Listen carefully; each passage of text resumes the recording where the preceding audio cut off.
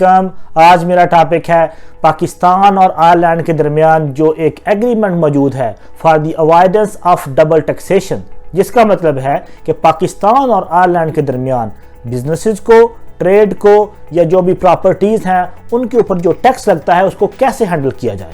ان میں سے آج میں نے صرف 3 چیزوں کو سلیکٹ کیا ہے. نمبر 1 اموویبل پراپرٹیز، یعنی کہ کمرشل پراپرٹی، ریزیڈنشل پراپرٹی جو آپ کی ایگریکلچر لینڈ ہے وہ، اور ان سے جو بھی انکم آپ حاصل کرتے ہیں اس کے اوپر ٹیکس کیسے لگے گا.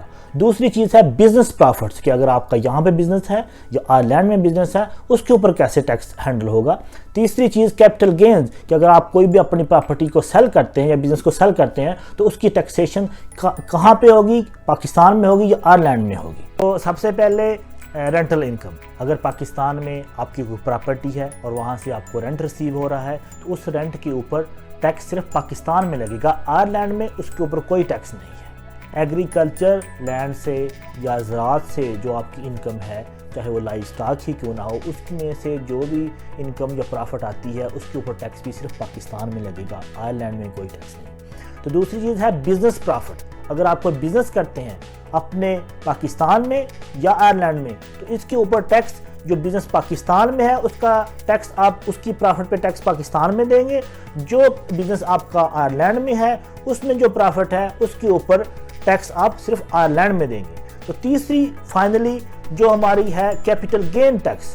اگر آپ کوئی ابھی اپنی پراپرٹی پاکستان کے اندر سیل کرتے ہیں تو اس کے اوپر ٹیکس بھی صرف پاکستان میں لگے گا، اس کے اوپر ٹیکس آئرلینڈ میں نہیں لگے گا.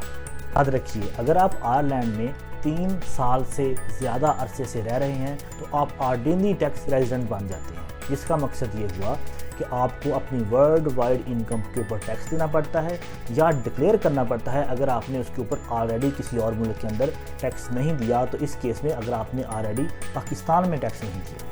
لیکن جو امپورٹنٹ چیز ہے وہ یہ ہے کہ اس کے لیے ضروری نہیں ہے کہ آپ آرش پاسپورٹ ہولڈر ہوں یا آپ سٹیمپ 4 ہوں یا سٹیمپ 1 ہو.